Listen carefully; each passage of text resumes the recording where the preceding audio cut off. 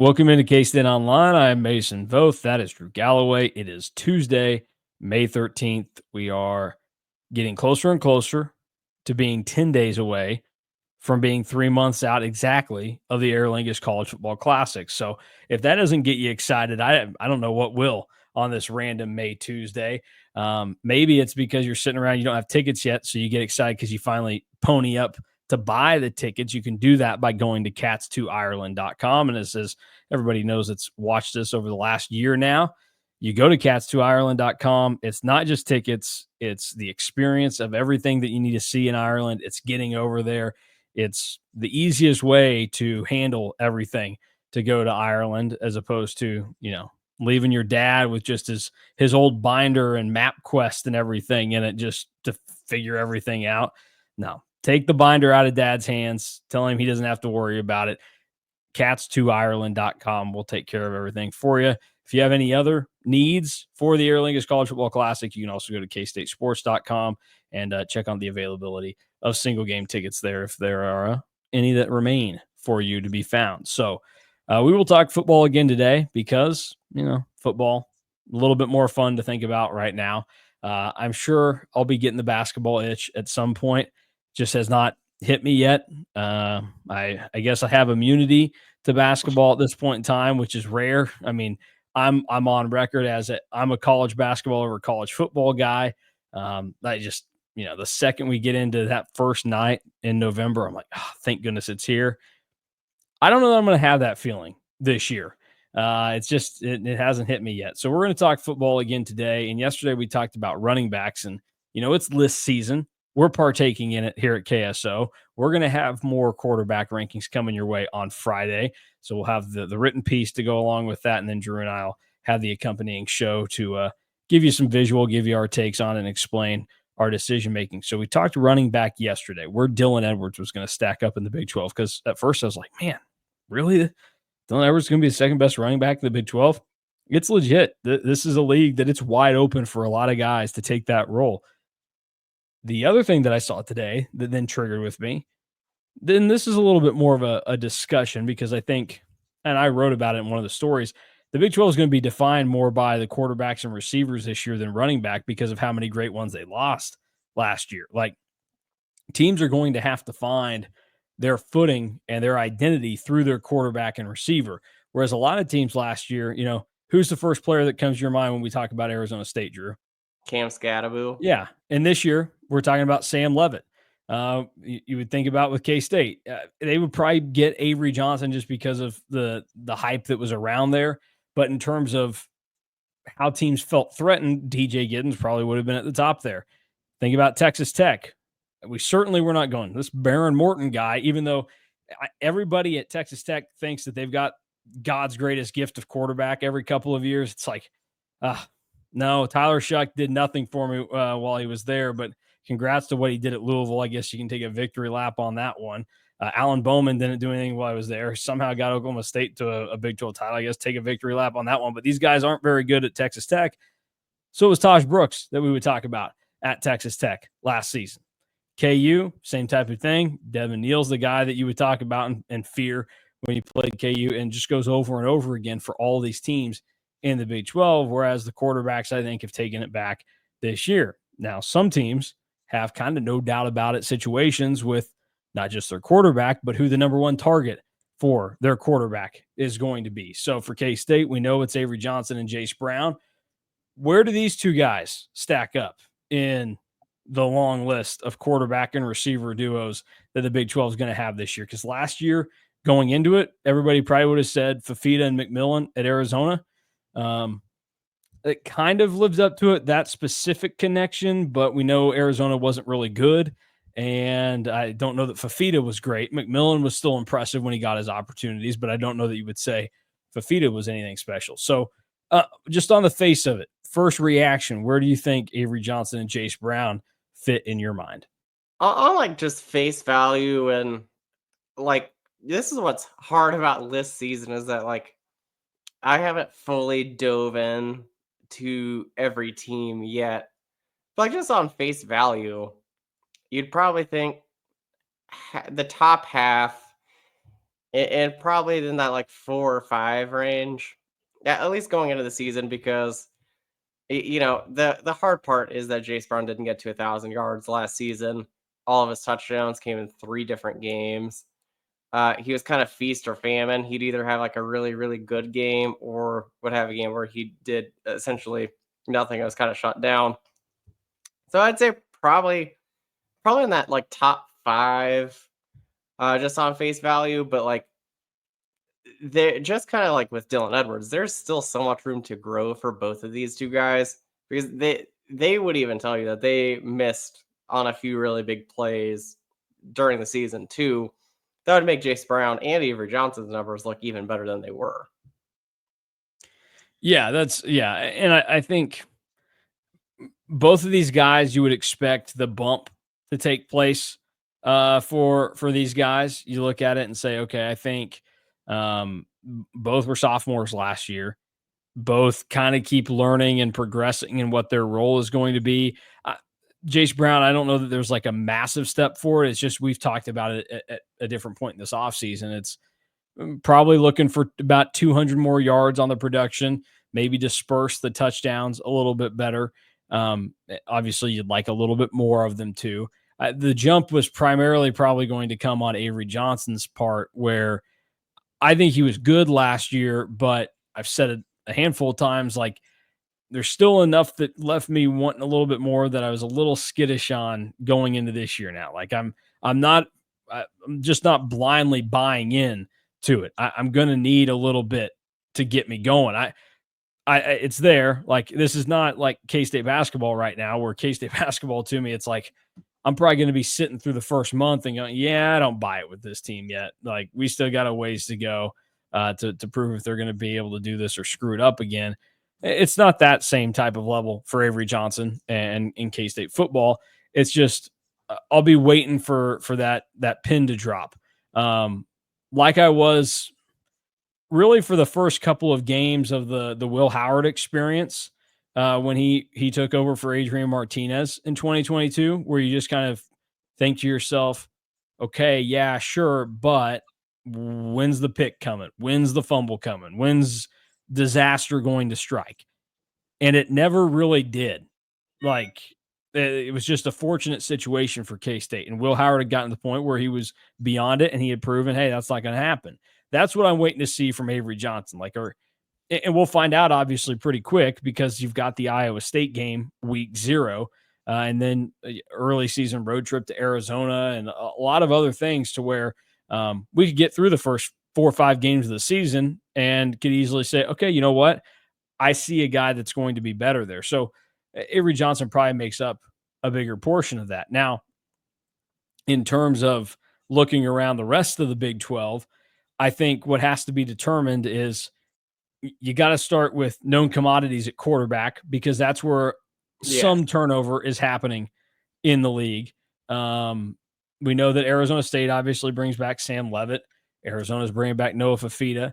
BYU brings back Retzlaff. Like the league is getting a decent amount of returning starters, but like the notable ones that are gone, obviously you lose Shedeur Sanders at Colorado. So yeah, that's out of the question. Oklahoma State, I don't think it matters. Who cares what their quarterback situation is going to look like? UCF starts over. I don't know that it matters. Utah starts over. That one will be fascinating. So there are some of them. I think on the face, we would probably think Avery Johnson's somewhere in the top 6 of quarterbacks in the Big 12. And so then it goes on to, okay, what's the receiver situation? We know Fafita lost his top target. We know that Rocco Becht, he had 2 number 1 targets. He lost both of them to the NFL draft. So like the situation at Iowa State, I don't know that you would put them in the running for this conversation right now. And then you kind of keep going down and through the list and try to figure out where it may come from. Jalen Daniels at KU, he's lost his targets. So they're going to have to kind of reset at receiver in a deeper way. So I actually think that when you break it all down, some people might be shocked to hear me say this because they think that I'm pretty pessimistic, but I think K-State is probably in that top 2 or 3 range. I don't think you would say that they would overtake Sam Levitt and Jordan Tyson right now. I mean, both of those No. guys are projected draft picks next year, and Tyson's a phenomenal receiver. But once you get beyond those guys, like I don't think anything is set in stone. And Jayce Brown is the proven commodity at receiver that a lot of these teams think they're going to have, but they don't know for sure that they're going to have it. And right now, based on what Jayce Brown has done his first 2 years, you can basically assume that he's not going to be any worse than 800 yards. And you'll take that as a guarantee. Now you'd like to go beyond it, but if your base is, hey, this guy's going to be an 800-yard receiver for us, that's pretty good. That'll do. Yeah, it's really fascinating, and it kind of goes into kind of the larger point that I had yesterday talking about running backs. I just said the quarterbacks, for the most part, are returning, but the skill position guys around them are all so different. And that's kind of what makes this season so intriguing to me as a whole in the Big 12, because there's teams that you don't really know what to expect at the skill positions. There's some teams like Utah that you talked about, like we don't know what to expect at quarterback from Utah, because they just have Cam Rising has finally gone and bringing in the Mountain West Player of the Year with Dampier. And then receivers, Iowa State lost 2 1,000-yard guys. Arizona lost a guy that won the first round of the NFL draft. You're just losing so many of these guys at the skill positions that I think you're going to need good quarterback play to really make up for that in the first few games, maybe first even like 3 or 4 games. And why I think that what K-State did in the portal makes some sense, because it felt like for a majority of the portal cycle, they were really just kind of looking for like a wide receiver 2, wide receiver 3. Like they knew what they had with Jayce Brown. It was finding the guys around him that fit better and could really pick up the playbook faster, because that was the big issue last year in itself. But now you bring Jayce Brown back, you bring Avery Johnson back, you anticipate that both of those guys take another step forward. And I'm not quite to the point yet, but it does feel like if Jayce Brown doesn't go for 1,000 yards and plays in every game, it is a little bit disappointing. Yeah, I agree with you on that. Just to kind of give a reference point here, I think off the top of my head, where I would put the contending duos that are going to be here. We know Levitt and Tyson are in there. Obviously, we're talking about Avery Johnson and Jayce Brown for K-State. Sawyer Robertson and Josh Cameron would be in the mix at Baylor, and I think that would be one that, not necessarily because of Cameron, I don't know that he's a household name. He got a fair share of targets last year, but it would be because Robertson has a little bit of a boost there. As most people would remember, KSO was one of the first Sawyer Robertson fan clubs last season, kind of saying, look at what Baylor's doing with Sawyer Robertson. So I think I would put that in the mix there. But outside of that, like a bunch of these teams in here lost their best receiver or 2 of their best receivers from last year. I mean, we mentioned McMillan's gone. Travis Hunter's gone from Colorado. And Colorado also lost a quarterback. That's a big part of this conversation. Nolan Higgins are gone. Josh Hoover, people would probably say, well, what do you think in there? He lost Jack Besh to the NFL. TCU also lost their 2 of their other top receiving options to the NFL. Maybe the one that we're not considering in this mix would be Jake Retzlaff and Chase Roberts, that might be in the mix for consideration here. But BYU wasn't really driven by their offense last year. No, That was more of a defensive thing that kind of pushed them overboard. And I think that's kind of why they're probably the team that is most due to regress, is that their offense, even with how good their record was and how well they played at times last year, their offense was pretty awful. Like even the game against K-State, BYU gets 2 non-offensive touchdowns. The offense didn't really do anything to really hurt K-State. They just took advantage of the short fields and then had a defensive touchdown and a special teams touchdown. Yeah, I think right now, I mean, I didn't necessarily expect myself to be in this spot, but I think I would probably pencil just because of what they've already done together, and where this goes. I think K-State's looking at Avery Johnson and Jayce Brown being number 2 behind Levitt and Tyson at Arizona State. And then like you would look at it and say, okay, I think we also know that there's probably room to grow for both of those guys in terms of what they did last season. And that can be a positive or a negative. It can mean that, either they're going to get really a lot better, and that's going to provide significant momentum for you. Or, did they already hit their ceiling last year? Like the one that I point out in terms of the quarterback conversation, and I've noted this a couple times.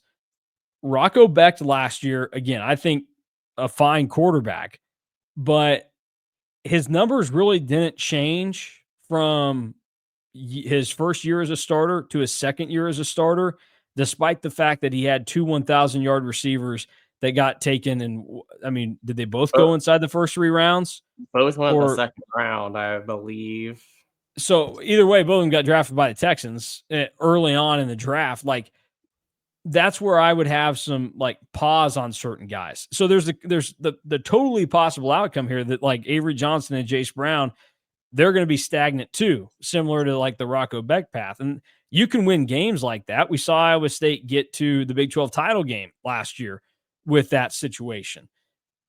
Have the best season in school history in that situation. But it's going to take other things to do it. And as we've just discussed, there aren't a lot of running backs right now entering the season that are there to help and carry a team. This is going to be dependent on the quarterback and then who he's throwing the ball to. And you would think K-State's actually in a better spot with the way it's laid out than some of the others. And then, like I mentioned, you probably put Baylor into the mix there with Sawyer Robertson and then Josh Cameron. Outside of that, like, I don't know where you would go next. With Retzlaff and Roberts would be on there. It'd be Retzlaff and Roberts, and then a whole bunch of question marks because you either have a new quarterback, new receiving threats, or both. So you're really trying to like talk yourself into certain quarterbacks that you're just like, I don't know, because I think quarterbacks it's a little bit easier if there was a good receiver there with them. To project and pencil in and go, okay, I think this guy's going to help this quarterback kind of punch above his weight class. It doesn't work the other way around. Like you need capable receivers for good quarterbacks. We've seen really, really good quarterbacks not put up the numbers that some would expect in college or have the success because they didn't have the options there for them. And I think that's where you would sit right now on guys that lost some of their top targets, like Baron Morton at Texas Tech, where you go, okay, he lost Josh Kelly, he lost Caleb Douglas. You look around at we don't even need to consider talking about Oklahoma State or whatever it's going on there, but like Jalen Daniels will be in that situation, where Luke Grimm is not there anymore, Quentin Skinner is not there anymore, so you can just kind of say, I don't know how that's going to happen for them. So that's what makes this even more fascinating. Like, I'm glad that you brought up Texas Tech and Baron Morton. They are, as we sit right now, probably. Oh, and by the way, Texas Tech's best receiver, who just transferred back to him from Texas A&M, like that situation, he may never play. It might be a head case. Who knows? But like, you can't bet on anything with Texas Tech, even though everyone's trying to tell you that you should. Well, I was about to hit on that. Like they are the toughest team, I think, to project what they are going to be because they have so many new faces, so many expensive players. Like they have one of the most expensive rosters in all of college football. And like, as we sit here, it's hard for me to think that they are going to be better than what they are. Because I think that there is still something to having a good core around your team that has like been there, done that, has proven it, gone out, filled some holes in the transfer portal. but not have like an entirely new team. Like Texas Tech essentially has an entirely new team coming in. And from what we have seen in just like kind of like a snippet of college football in like this era, that hasn't really worked because there's so much more intricacies in football than basketball that make it a little bit easier to navigate in basketball. But like, oh, everybody talks about how expensive Ohio State's roster was. Well, a lot of the players that Ohio State had last year were already there or were incoming freshmen, and then they filled it in with the portal. Texas Tech is the first team that's really going out and just doing this as like, hey, we had like this one guy, Baron Yeah. Morton, that we're not recruiting over. Everybody else, we're gonna go Well, and spend as much money as we can. Ohio State, I mean, it was really just Will Howard that they supplemented in the portal, you know? Yeah, and Caleb Caleb Down. Downs was there too. Yeah, I guess I was, forgetting Uh, defense. but Common but mistake for me. also like Texas Tech did this in softball, if you remember, and they're still on like the number 12 national seed. Like they won the Yeah. Big 12. Like so, I guess you'd consider that But, like well, the Big 12 success. sucks at softball now Yes, but now because the all Big the 12 good teams are gone. Yeah, but now the Big 12 has taken a step back in softball, and Texas Tech is still only number 12. So it's just fascinating to me to see that they are so willing to spend in every sport. And like Joey McGuire has to be feeling some kind of heat, I would say, because if this doesn't go well, and the limited sample size in college football so far has told us that it might not, what happens to him? Well, you've gotta cut things off there if you're Texas Tech. I would say you like if you want the indicator of Big 12 softball, real quick, fun stat that I saw. I think I'm remembering it correctly. This was the first time since at least the first time in 30 years that Iowa State had an above 500 record in conference play in the Big 12 for their softball program. Yeah, that That's nuts.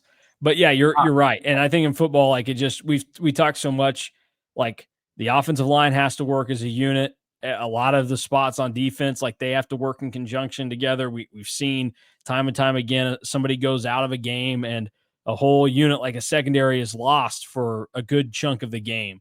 It takes time to get things figured out. And that's where, K-State loses an okay amount of contributors from last year, but there's just a lot of continuity that will carry over to this year. And even if it's just guys that are getting maybe expanded roles like Dylan Edwards or Joe Jackson, they were here and they played last year. Jayce Brown played last year. Like you're really only supplementing at receiver, and that might be the number one spot on the field where it's if you take care of yourself, you may not know if there's problems elsewhere within the unit. No, I agree. Like I think that that's probably the best way to still kind of go about navigating on how to build a roster. Just it seems like the developmental program is still probably the way to go.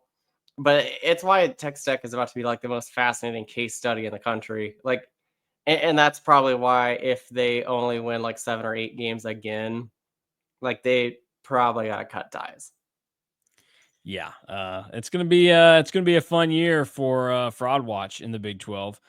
We know that So it's for going to be sure. fascinating how Fraud Watch goes because it can go a lot of different ways this year because it's so up in the air. Like there are some guys that you had as studs last season that ended as studs that I think could end a lot further to the fraud warning category.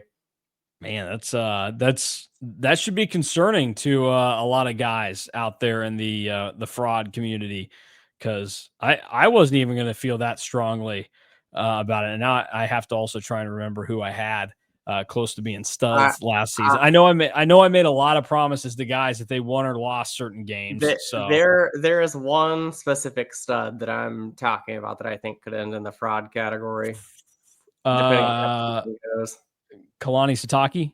Yes. Yeah. Well, because I've always been a Kalani Sitake guy, but there's an element to the way that he manages a game that he takes some big swings and misses, and it helped him last year that his defense did a lot of the big swings for him, and sometimes it was kind of handed to him on a silver platter, and that's why I think BYU trends down a little bit this season. But yes, I would agree that's an accurate assessment of BYU because they they overperformed in a mighty way last year for what my expectation of a Satake team would be. And again, that's not me hating on him, but I've seen enough BYU over the years before they got to the Big 12 to kind of help me form my opinion on that. Nah, I'm with you. All right. Well, that's perfect setup and tease for what we'll talk about tomorrow because it will involve head coaches to some extent and more specifically Chris Kleiman. So just be on the edge of your seat waiting for tomorrow's show and keep following along with everything going on over at KSO. You can get joined today if it's your first time being a member of KSO and On 3. First week is just $1. And again, that's what I told you to do last week. Sign up like a little after Friday. That way you can read while it's still fresh 25 through 21 on our quarterback ranking since 06. And then you're also going to get 20 through 16 this Friday. And I can almost guarantee, I can't guarantee, but I'll come close to doing it, that you sign up for that $1. You're probably okay paying a couple bucks extra for full price for the rest of the month. I'll guarantee because I said like $5 is kind of like that free, but if you're spending like $9.99 a month on scoops, that's not like super expensive. Some of my Wildcat quarterback rankings. Some of my friends are signed up and they do the monthly instead of the yearly, even though the monthly is technically more expensive because they compare it to like it's just one extra or one less bowl from Chipotle than normal.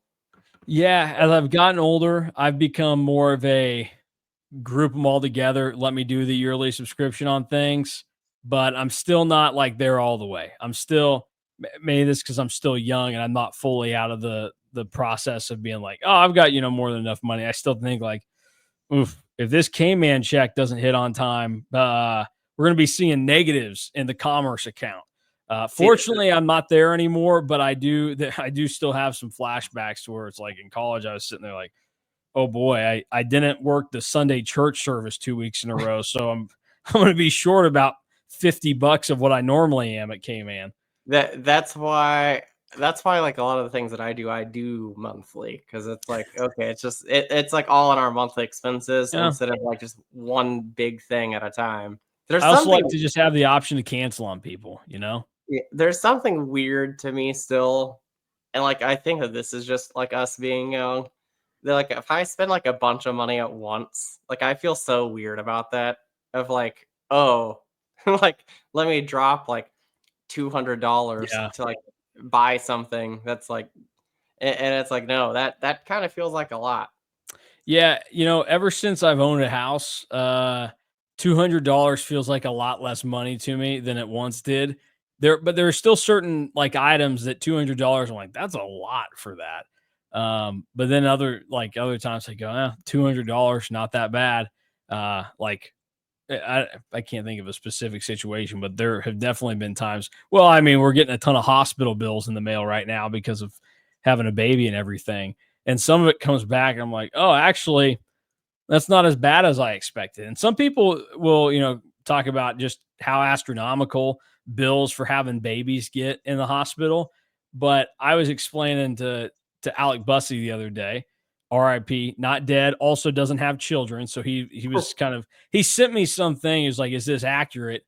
I was like, well, it kind of is, but like we've got decent insurance, like it's going to eat a chunk of that. And then I said, if you really think about it, based on what they're doing and everything that goes on, it's probably a little bit of a discount for what you're getting charged for a hospital to like get the baby out for you, keep the baby safe and alive, keep the mom safe and alive. Like I'm not trying to go to bat for big hospitals, I'm sure some people might think that. I was thinking realistically in the moment. I'm like, I didn't appreciate the lady like a day after my daughter was born calling up to the hospital room and asking for a $2,000 like deposit up front. And I was like, I don't think we did this for the first one. I was like, why? And she was explaining it weird, and then she couldn't really answer any of my questions. I said, you know what? We'll just not do it right now, and you can just send the bill to us when that gets taken care of.